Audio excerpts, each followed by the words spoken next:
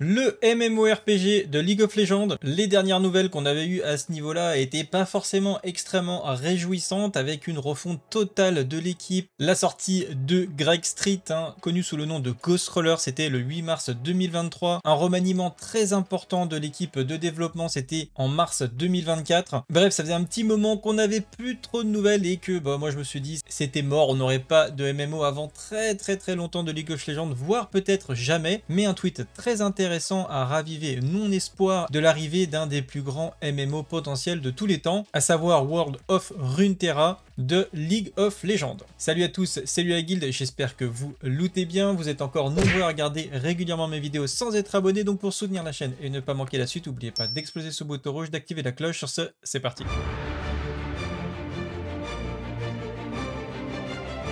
Alors déjà, quelle est la bonne nouvelle? On va regarder rapidement de quoi on parle dans ce tweet et quelles étaient les informations qu'on avait jusque-là sur le MMO et son potentiel. Le tweet a été fait par League of Legends Leak and News sur une petite interview lors d'un des tournois récents de League of Legends. Une interview donc avec Mark Merrills, pour ceux qui ne le savent pas, qui a donné son nom au personnage Tryndamere. Alors je sais pas comment on le prononce en anglais, Tryndamere peut-être. En tout cas, il est président à Riot Games, co-founder de la compagnie. Bref, il pèse dans le game. Et donc on va écouter ce qu'il dit dans l'interview. Whole chat was spamming MMO. I'm not going to question anything, but is there anything you can say about it at all? Donc là il dit, l'intervieweur, là le chat était en train de nous spammer des nouvelles sur le MMO, des informations sur le MMO de Riot Games, et il va répondre.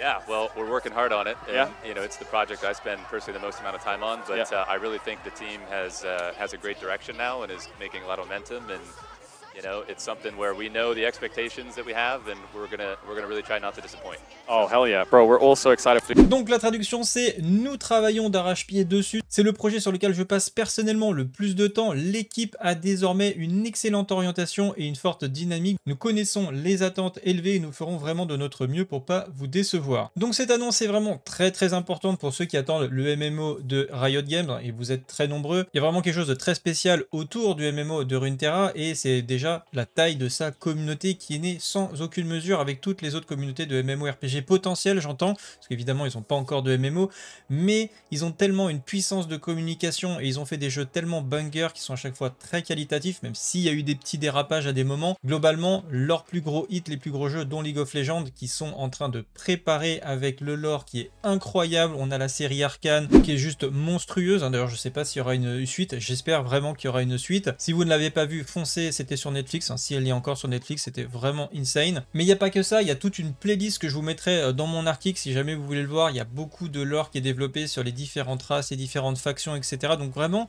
il pose le décor comme l'avait fait World of Warcraft en son temps. World of Warcraft, avant d'être World of Warcraft, c'était Warcraft 3, c'était tout un lore, toute une histoire, etc. qu'on avait vécu en isométrique à travers le jeu de stratégie et qu'ils ont ensuite développé pour qu'on puisse vraiment s'insérer dans ce monde-là. Et j'ai l'impression que le studio de Riot Games veut faire un peu la même démarche, pose le lore, développe le caractère de son jeu, et quand il sera prêt, il sortira le MMORPG. Et la question que certains vont peut-être se poser, oui, mais ça arrivera quand? Eh bien, moi je pense dans très longtemps, effectivement. Moi, dans mon planning, en tout cas, d'ici 2 à 3 ans, on aura la sortie d'Ashes of Creation, qu'on est déjà en train de tester. D'ailleurs, je vais faire un live dès ce soir. Là, on est vendredi quand on fait sa vidéo, donc ça dépendra à quel moment vous allez voir. Mais maintenant, je fais un live hebdomadaire sur Ashes of Creation, donc le MMORPG, tous les vendredis soirs vers 18-19 h. Donc n'hésitez pas à passer si vous voulez prendre des news du jeu, et je vous fais un petit récap en vidéo après sur YouTube. Et à mon avis, il sortira donc après l'alpha d'ici 2 ou 3 ans. Donc je pense que ça sera vraiment un excellent MMORPG en attendant du MMO de Riot Games, donc Runeterra, World of Runeterra, peut-être il s'appellera, on ne sait pas exactement. Je pense qu'on peut partir sur au moins 7 à 8 ans minimum